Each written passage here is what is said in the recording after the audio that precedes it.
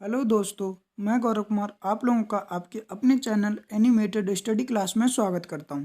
मैं आप लोगों के लिए 30 जनवरी के जो करंट अफेयर के क्वेश्चन बन सकते थे वो लेकर आया हूं, जो आपके होने वाले exam like SSC, CHSL, CGL, RRB, NTPC, UPSI, DRDO, MTS आदि में पूछे जा सकते हैं।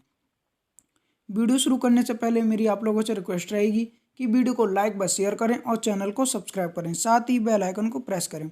मैंने इस वीडियो की पीडीएफ का लिंक नीचे डिस्क्रिप्शन में दे दिया है, आप वहां से इसकी पीडीएफ डाउनलोड कर सकते हैं।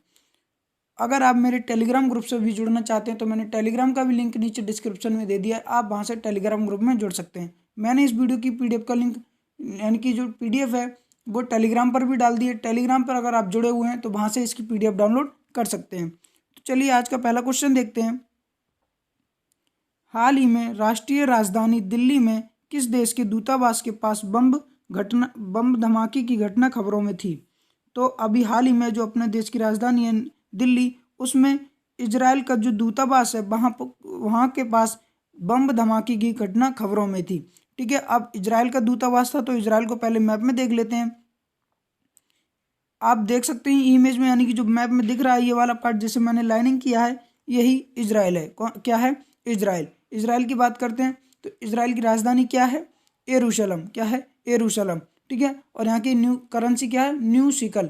क्या है? करेंसी क्या है इसकी? न्यू शिकल। और इसके वर्तमान में यहाँ के प्रधानमंत्री कौन है?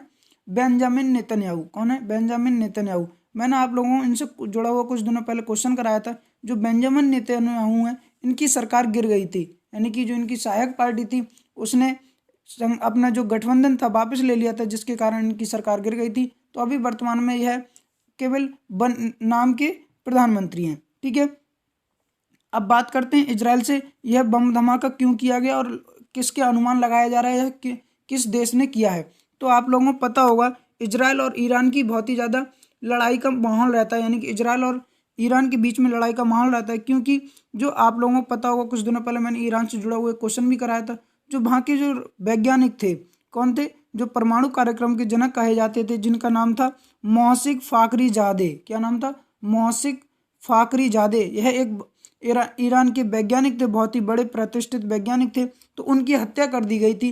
तो ईरान ने ऐसा आरोप लगाया था जो उनकी हत्या की गई है वो इजराइल की जो मोसाद एजेंसी है, खुफिया एजेंसी है, जिसका नाम है मोसाद। अब खुफिया एजेंसी क्या होती है? जैसे अपने देश की खुफिया एजेंसी है रॉ। क्या है? रॉ।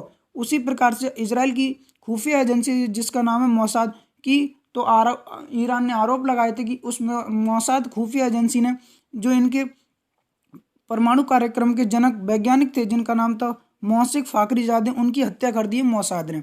तो उसी का ऐसा कहा जा रहा है कि उसी का बदला लेने के लिए जो ईरान है उसने जो इजराइल का दूतावास है उस पर आतंकी हमला किया है। ठीक है, और ये जो आतंकी हमला किया गया था यह थम्सअप कैंस के द्वारा, आप लोगों को पता होगा जो थम्सअप कोल्ड ड्रिंक आती है उसकी एक कैन थी, उसके माध्यम से किया गया है।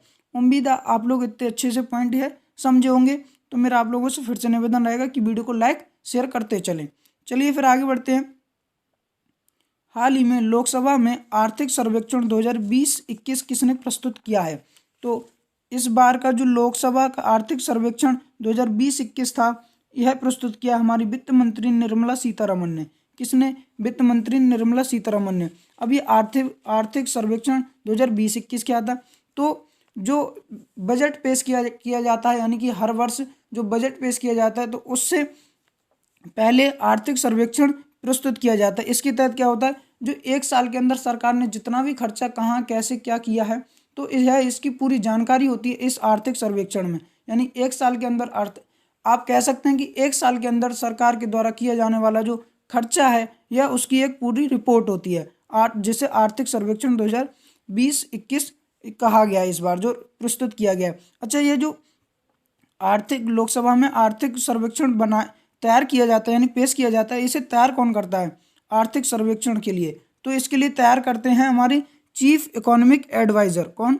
Chief economic adviser. वर्तमान में हमारे चीफ इकोनॉमिक एडवाइजर कौन है? डॉक्टर कृष्णमूर्ति सुब्रमण्यम। कौन है? डॉक्टर कृष्णमूर्ति सुब्रमण्यम हमारे वर्तमान में चीफ इकोनॉमिक एडवाइजर हैं, जो आर्थिक सर्वेक्षण की रिपोर्ट तैयार करते हैं। ठीक है, जो हमारे डॉक्टर यानी कि जो चीफ इकोनॉमिक एडवाइजर हैं डॉक्टर कृष्णमूर्ति सुब्रमण्यम, इन्होंने अनुमान लगाया है कि जो भारत की जीडीपी है 2021-22 में 11% के अनुमान से बढ़ेगी। कितने? 11% के अनुमान से बढ़ेगी। इनका ऐसा कहना है डॉक्टर कृष्णमूर्ति सुब्रमण्यम का। वर्तमान में इन्होंने यह भी कहा है कि जो अभी वर्तमान में 2021 में अपनी जो जीडीपी थी वो 7.7 से गिरी थी। कितने? यानी कि जो 7.7% है उसके हिसाब से गिरी हुई थी अपनी चालू वित्त वर्ष 2020-21 में अपनी जीडीपी। उम्मीद है आप लोग अच्छे से इतने पॉइंट समझ पाए होंगे। आगे बढ़ते हैं। हाल ही में किस देश ने अपने बासमती चावल को जीआई टैग प्रदान किया है? तो अभी हाल ही में पाकिस्तान ने जो उसका पाकिस्तान का बासमती चावल है उसे जीआई टैग प्रदान किया है। ठीक है, दरअसल जिस प्रकार से अपने देश भारत का जो बासमती चावल है इसे जीआई टैग दिया गया है, तो अब उसी की तरह भारत जो पाकिस्तान है उसने भी अपने जो बासमती चावल है उसके लिए जीआई टैग दे दिया है। अब ये जीआई टैग क्यों दिया जाता है? तो ऐसी चीज़ जो बहुत ही सुप्रसिद्ध हो और बहुत दूर दूर तक उसकी प्रशंसा हो रही हो तो उस वस्तु के लिए जीआई टैग दे दिया जाता है, और वह एक जीआई टैग से तात्पर्य हो जाता है कि यह बहुत ही प्रसिद्ध और यानी जानने वाली चीज़ है। ठीक है, तो उसी अब पाकिस्तान ने अपने बासमती चावल को दे दिए जीआई टैग। तो पाकिस्तान को मैप में देखते हैं, ये वाला जो ग्रीन पार्ट दिख रहा है जिसे मैंने लाइनिंग किया है रेड कलर से, यही पाकिस्तान है। पाकिस्तान की बात करते हैं तो वर्तमान में इसकी राजधानी क्या है? इस्लामाबाद। और इसकी करेंसी क्या है? रुपया। क्या है? रुपया, यानी पाकिस्तानी रुपया। और इसके वर्तमान में प्रधानमंत्री कौन है? इमरान खान। उम्मीद है आप लोग अच्छे से क्वेश्चन समझ गए होंगे। आगे बढ़ते हैं। हाल ही में जारी करप्शन परसेप्शन इंडेक्स में भारत की रैंक क्या रही है? तो अभी हाल ही में जो भ्रष्टाचार की रिपोर्ट थी कि यानी किस देश में कितना भ्रष्टाचार है, तो इसमें अपने देश भारत की रैंक रही है 86। कितनी? 86 रैंक रही है। दरअसल एक संस्था है जिसका नाम है ट्रांसपेरेंसी इंटरनेशनल। क्या नाम है उसका? उस संस्था का नाम है ट्रांसपेरेंसी इंटरनेशनल। उसने एक रिपोर्ट जारी की है कि किस देश में कितना भ्रष्टाचार है। 100 अंकों का यह एक रिपोर्ट कार्ड था जिसमें से अपने देश भारत को 40 अंक मिले हैं। कितने? 100 अंकों का एक रिपोर्ट कार्ड था, उसमें जो ट्रांसपेरेंसी इंटरनेशनल संस्था है उसने 40 अंक दिए और कहा है कि भारत 86 नंबर पर रहा है। कितने? 86। अच्छा, सबसे ज़्यादा करप्शन किस देश में कम है? यानी कि यह रिपोर्ट यह बताती है कि किस देश में कितना करप्शन है। तो ठीक है, ये 100 अंकों में से 40 अंक अपने देश को मिले हैं, तो और बताया कि यह 86 नंबर पर है। सबसे कम करप्शन कहाँ पर होता है? तो डेनमार्क और न्यूजीलैंड में। कितना? कहाँ पर होता है? डेनमार्क और न्यूजीलैंड में। और इसे कितने अंक मिले हैं? 88। कितने? 88। 100 में से 88 अंक मिले, यानी कि जिस देश को सबसे ज़्यादा अंक मिले हैं उस देश में उतना ही कम करप्शन होता है। तो अपने देश को 40 अंक मिले हैं तो यह 86वें नंबर पर है, और डेनमार्क और न्यूजीलैंड के लिए 88 नंबर मिले हैं, तो यहाँ पर सबसे कम करप्शन है। अब अपने देश पड़ोसी देश यानी जो अपने भारत देश के पड़ोसी देश हैं उनकी बात कर लेते हैं। तो जो चीन है उसे 78 नंबर मिले हैं, वो 78 रैंक रही है। ठीक है, कितनी? 78 रैंक रही है। ठीक है, और पाकिस्तान की रैंक क्या रही है? तो पाकिस्तान की रैंक रही है 124। कितनी? 124। और बांग्लादेश की 146, यानी कि 146वीं रैंक बांग्लादेश की रही है, और पाकिस्तान की 124 रैंक रही है। उम्मीद है आप लोग अच्छे से क्वेश्चन समझ पाए होंगे। आगे बढ़ते हैं। हाल ही में भारत का पहला इग्लू कैफे कहाँ पर खोला गया है? तो भारत का पहला इग्लू कैफे खोला गया है कश्मीर में। कहाँ पर?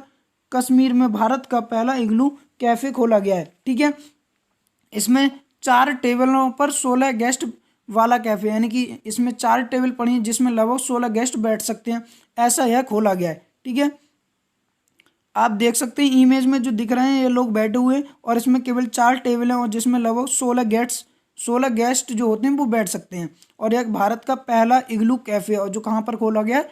कश्मीर में खोला गया है। उम्मीद है आप लोग क्वेश्चन समझ पाए होंगे। आगे बढ़ते हैं। हाल ही में किन 2 स्थानों के बीच रेलवे ट्रैक के निर्माण के लिए सुप्रीम कोर्ट ने 4100 से अधिक पेड़ काटने की अनुमति दे दी है? तो जो अपनी सुप्रीम कोर्ट है उसने मथुरा से झांसी के लिए मथुरा से झांसी के लिए रेलवे ट्रैक के निर्माण के लिए लगभग 4100 से अधिक पेड़ काटने की अनुमति दे दी है। ठीक है, सुप्रीम कोर्ट ने। दरअसल जो रेल विकास निगम प्राधिकरण है उसने सुप्रीम कोर्ट के सामने याचिका दायर की थी कि जो हम मथुरा से झांसी के लिए रेलवे ट्रैक बिछा रहे हैं उसमें लगभग 4100 से अधिक पेड़ ऐसे आ रहे हैं जिन्हें हमें काटने की अनुमति चाहिए। तो अब सुप्रीम कोर्ट ने इसकी इजाज़त दे दी है, बट सुप्रीम कोर्ट ने कुछ शर्तें रखी हैं कि आप पेड़ तो काट रहे हैं बट उनके साथ आप ताजमहल को होने वाले नुकसान का भी ध्यान रखेंगे, यानी कि अगर पेड़ काटने से ताजमहल को नुकसान होता है तो आप उसके जिम्मेदार होंगे। ऐसी सुप्रीम कोर्ट ने शर्त भी रखी है, ठीक है। और यह कहाँ से कहाँ तक है? मथुरा से झांसी के लिए। उम्मीद है आप लोग अच्छे से क्वेश्चन समझ पाए होंगे। आगे बढ़ते हैं। हाल ही में 5G नेटवर्क संचालित करने वाली पहली भारतीय दूरसंचार कंपनी कौन बनी है? तो अभी हाल ही में 5G नेटवर्क संचालित करने वाली पहली भारतीय दूरसंचार कंपनी बनी है एयरटेल। कौन? एयरटेल, ठीक है। अब एयरटेल ने 5G नेटवर्क विकसित कर लिया है, ठीक है। और यह कहाँ पर विकसित किया है? तो यह विकसित किया है हैदराबाद में, यानी कि इसका परीक्षण किया गया था हैदराबाद में। एयरटेल जो कंपनी है इसने हैदराबाद में 5G नेटवर्क का परीक्षण किया था, ठीक है। इसने जो एयरटेल है इसने 4G नेटवर्क पर, यानी कि जो 4G के टावर थे उसी पर 5G नेटवर्क विकसित कर लिया है, ऐसा एयरटेल का कहना है। और इसका इन्होंने परीक्षण हैदराबाद में किया था। उम्मीद है आप लोग अच्छे से क्वेश्चन समझ पाए होंगे। आगे बढ़ते हैं। हाल ही में नौसेना के किस तेज हमलावर पोत को 20 साल की सेवा के बाद विदाई दे दी गई है? तो अभी हाल ही में नौसेना का एक तेज हमलावर पोत है जिसका नाम है इनफैक्ट 81। क्या नाम है? इनफैक्ट 81। इसे 20 साल की सेवा के बाद विदाई दे दी गई है, ठीक है। इस इनफैक्ट 81 की फुल फॉर्म क्या है? Indian navy fast attack craft 81। क्या नाम है? Indian navy fast attack craft 81, ठीक है। इसका पूरा नाम है। दरअसल इसे 5 जून 1999 को भारतीय नौसेना में शामिल किया गया था। कब? 5 जून 1999 को। तो लगभग इसने 21 साल सेवा देने के पश्चात, लगभग 20 साल की सेवा देने के पश्चात अब इसे विदाई दे दी गई है। अच्छा, ये जो एयरक्राफ्ट यानी कि जो अटैक क्राफ्ट था यह कब शामिल किया गया था? 5 जून 1999 को। तो इससे संबंधित कुछ पॉइंट है वो मैं आप लोगों को बता देता हूँ, ठीक है। अच्छा, इसका निर्माण किसने किया था? तो गोवा शिपयार्ड लिमिटेड है एक, उसने इसका निर्माण किया था। और किस देश की कंपनी के साथ यानी कि सहायता से किया था? तो इजराइल की एक कंपनी थी जिसका नाम था मैसर्स रामता। क्या नाम था? मैसर्स रामता नाम की एक कंपनी के सहयोग से इसका विकास किया गया था, यानी कि इसे बनाया गया था, ठीक है। उम्मीद आप लोग अच्छे से क्वेश्चन समझ पा रहे होंगे। अच्छा, इसका कार्य क्या था? तो इसका कार्य जो इनफैक्ट 81 है इसका कार्य था समुद्र में गश्त करना, निगरानी करना, बचाव और राहत कार्य में सहायता देना और तटों के पास रखरखाव को देखना और मरीन कमांडो ट्रेनिंग देना आदि, यह इसका कार्य थे। उम्मीद है आप लोग अच्छे से क्वेश्चन समझ पाए होंगे। और 20 साल की सेवा देने के पश्चात अब इसे विदाई दे दी गई, यानी कि अब इसे रिटायर कर दिया गया है। हाल ही में जारी भारत न्याय रिपोर्ट 2020 में कौन सा राज्य शीर्ष पर रहा है? तो अभी हाल ही में टाटा ट्रस्ट के द्वारा, किसके? टाटा ट्रस्ट के द्वारा एक रिपोर्ट जारी की गई जिसमें भारत न्याय रिपोर्ट जारी की गई जिसमें महाराष्ट्र शीर्ष पर रहा है। कौन रहा है? महाराष्ट्र राज्य शीर्ष पर रहा है। अब ये भारत न्याय रिपोर्ट क्या है? तो इसके अंतर्गत यह कहा गया कि किस राज्य में सबसे जल्दी न्याय मिलता है, यानी कि किस राज्य की न्याय व्यवस्था सबसे सुचारू रूप से कार्य कर रही है, यानी कि सबसे अच्छी न्याय व्यवस्था किस राज्य की है। तो ऐसा कहा गया है, जो टाटा ट्रस्ट है उसने रिपोर्ट जारी की है तो उसमें कहा गया है कि महाराष्ट्र जो राज्य है वह सबसे अच्छे रूप से कार्य करता है, ठीक है। जो टाटा ट्रस्ट है इसने 4 मानक रखे थे कि इन मानकों से हम पहचान करेंगे किस राज्य की न्याय व्यवस्था सबसे अधिक है, अच्छी है। तो वह 4 मानक कौन कौन से थे? न्याय व्यवस्था, पुलिस, कानूनी सहायता और जेल। यह 4 यानी कि मानक रखे गए थे जिसके हिसाब से रिपोर्ट तैयार की गई। तो पहले स्थान पर तो महाराष्ट्र रहा है, दूसरे स्थान पर तमिलनाडु और तीसरे स्थान पर कर्नाटका, तीसरे स्थान पर तेलंगाना। क्या रखा गया? कौन है? पहले पे महाराष्ट्र, दूसरे पे तमिलनाडु, तीसरे पे तेलंगाना। अच्छा, सबसे लास्ट में कौन रहा है? तो सबसे लास्ट में रहा है उत्तर प्रदेश। कौन सा रहा है? उत्तर प्रदेश सबसे लास्ट में इसमें रखा गया है। अब महाराष्ट्र को रखा गया तो महाराष्ट्र को मैप में देखते हैं। ये वाला जो रेड पार्ट दिख रहा है यही महाराष्ट्र है। कौन है? महाराष्ट्र। महाराष्ट्र की बात करते हैं। महाराष्ट्र की राजधानी क्या है? मुंबई। और यहाँ के वर्तमान में सीएम कौन है? उद्धव ठाकरे। और गवर्नर कौन है? भगत सिंह कोश्यारी। उम्मीद आप लोग क्वेश्चन समझ गए होंगे। आगे बढ़ते हैं। हाल ही में किस राज्य सरकार ने विश्वविद्यालय शिक्षा का स्तर उठाने के लिए हर विकास खंड में महाविद्यालय खोलने की घोषणा की है? तो अभी हाल ही में जो उत्तराखंड सरकार है, कौन सी? उत्तराखंड सरकार ने उसने विश्वविद्यालय में शिक्षा का स्तर उठाने के लिए हर विकास खंड में महाविद्यालय खोलने की घोषणा कर दी है। ठीक है, उत्तराखंड ने लगभग 31.67 कितने 31.67 करोड़ रुपए की मंजूरी दी है इस कार्य के लिए, महाविद्यालय खोलने के लिए। ठीक है, उत्तराखंड में ही अभी हाल ही में मैंने कुछ दिनों पहले क्वेश्चन भी कराया था कि उत्तराखंड में ही जो एक लड़की थी, यानी कि जो बालिका दिवस मनाया गया था, उस पर एक महिला थी जिनका नाम था सृष्टि गोस्वामी, उन्हें एक दिन के लिए उत्तराखंड का सीएम बनाया गया था। ठीक है, किनको? सृष्टि गोस्वामी को एक दिन का सीएम बनाया गया था, यानी चीफ मिनिस्टर बनाया गया था। उत्तराखंड ही है, तो उत्तराखंड को मैप में देखते हैं। ये वाला जो रेड पार्ट दिख रहा है यही उत्तराखंड है। उत्तराखंड की बात कर लेते हैं। उत्तराखंड की राजधानी क्या है? देहरादून। और इसकी ग्रीष्मकालीन राजधानी क्या है? गैरसैंण। यानी कि इसकी दो राजधानियां हैं, देहरादून और गैरसैंण। ठीक है, वर्तमान में इसके सीएम कौन है? त्रिवेंद्र सिंह रावत। और यहाँ की गवर्नर कौन है? बेबी रानी मौर्य। उम्मीद आप लोग अच्छे से क्वेश्चन समझ गए होंगे। आगे बढ़ते हैं।